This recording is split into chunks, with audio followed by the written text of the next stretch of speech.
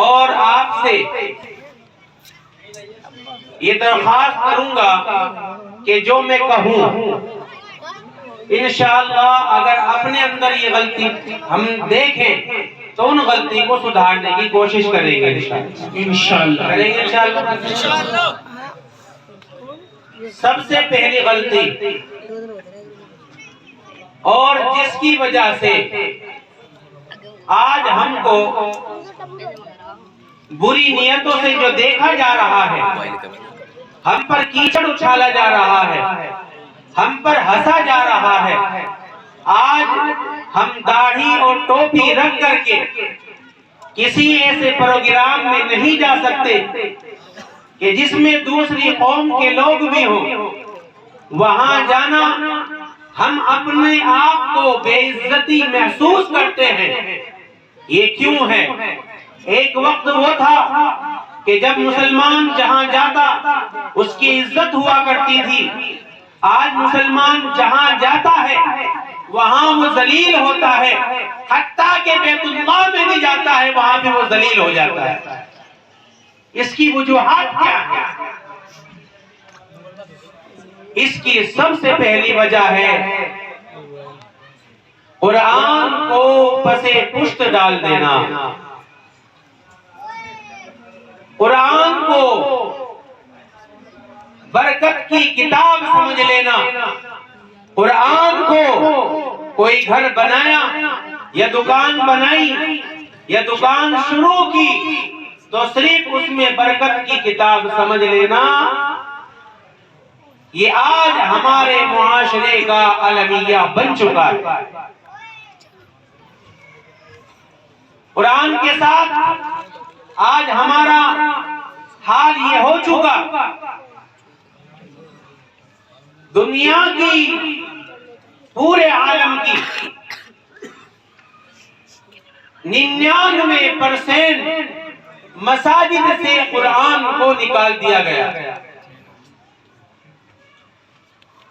حالانکہ جب بھی بات ہوتی تھی صحابہ اکرام کے دور میں ہو، تابعین کے دور میں ہو، تو قرآن کی باتیں ہوا کرتی تھی۔ قرآن دو ٹوک الفاظ میں بتا دیتا تھا کہ تیرے اندر یہ کمی ہے۔ قرآن کے ایک ایک لفظ سے سینہ چھلنی ہو جاتا تھا۔ اسی وجہ سے قرآن کو ہم نے آج مسجد سے ہی نکال دیا۔ آپ دیکھ لیں بھارت کی 95-99% مساجد میں تفسیر نہیں ہوتی قرآن کی، اور اگر کوئی کرنا چاہتا ہے تو وہ ہونے نہیں دیتے یا پھر کرنا ہی نہیں چاہتے۔ یہ المیہ ہماری مساجد کا بن چکا ہے۔ قرآن سے تعلق ہمارے نوجوان کا کٹ چکا، ہماری عورتوں کا کٹ چکا۔ اب صرف چند صورتوں پر ہماری عورتوں کا، ہماری بہنوں کا، صرف چند صورتوں پر ایمان بچا ہوا ہے کہ اگر یہ سورت پڑھ لیں گے تو یہ ہو جائے گا، یہ سورت پڑھ لیں گے تو یہ ہو جائے گا۔ قرآن کو چھوڑ دیا، صرف چند صورتیں رہ گئی۔ ورنہ وہ دور بھی تھا کہ جب قرآن کی تلاوت بھی کی جاتی تھی، قرآن کو سمجھا بھی جاتا تھا اور قرآن پر عمل بھی کیا جاتا تھا۔ آج ہم کو اپنی تقریر میں علماء صرف یہ بتاتے ہیں کہ جس کے بچے نے قرآن حفظ کر لیا اس کے ماں باپ کے سر پر ایک تاج پہنایا جائے گا، اور یہ صحیح حدیث بھی ہے۔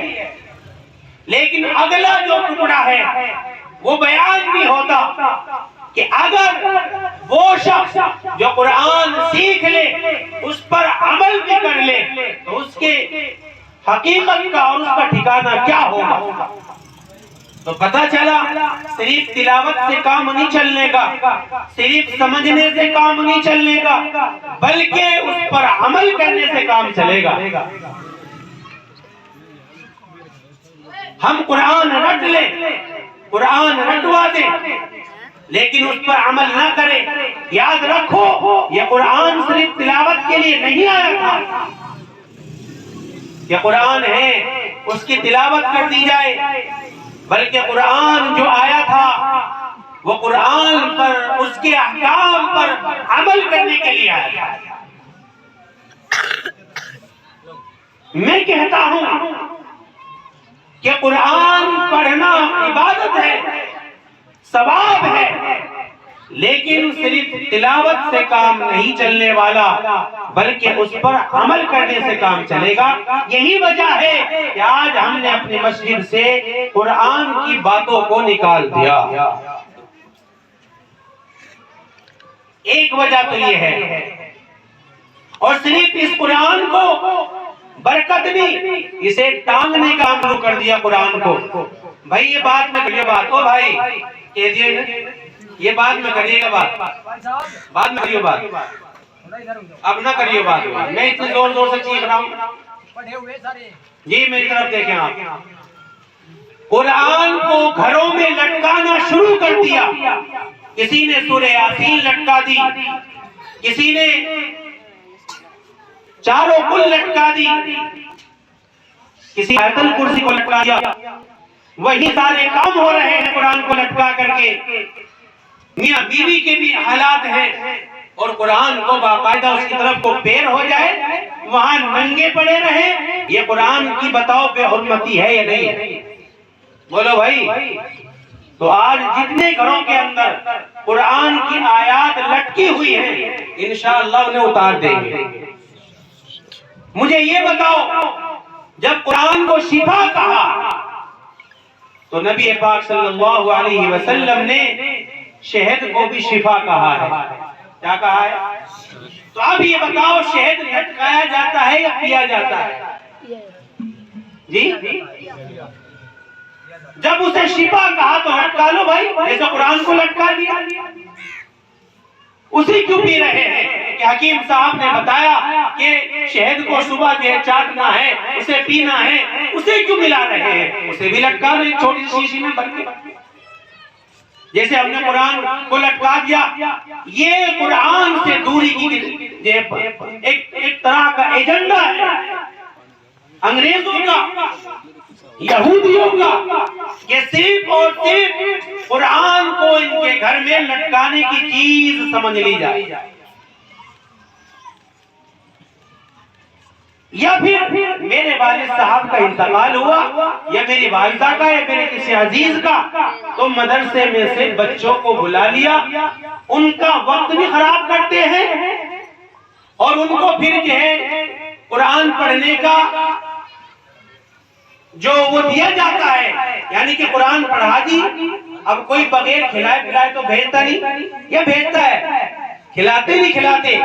تو اب وہ جو کھلا دیا، نہ تو اس پڑھوانے والے کو ثواب، نہ پڑھنے والے کو ثواب، اور نہ جس کے لیے پڑھا اسے ثواب. ایک مرتبہ بغیر کھلائے پلائے بھیج دو مدرسے کے بچوں کو، پھر دیکھو دوبارہ بھیجیں گے نہیں بھیجیں گے. تو پتہ چلا وہ بھی کھانے کے لیے آ رہے، یہ بھی کہہ رہے کہ ہم کھلا دیں گے، بچے آ جائیں گے. اور صرف یہ ایک کھیل بنا دیا قرآن کا، ایک کھیل. وہ قرآن کی جس کی تلاوت سے روحیں کانپ جاتی تھی اور غیر مسلم مسلمان ہو جاتا تھا، آج اس کا مسلمان صرف اس کے ذریعے سے برکت چاہتا ہے، اس کے ذریعے سے نجات نہیں چاہتا. تو سب سے پہلی وجہ یہ ہے کہ جس کی وجہ سے ہمارا معاشرہ نہیں سدھر رہا.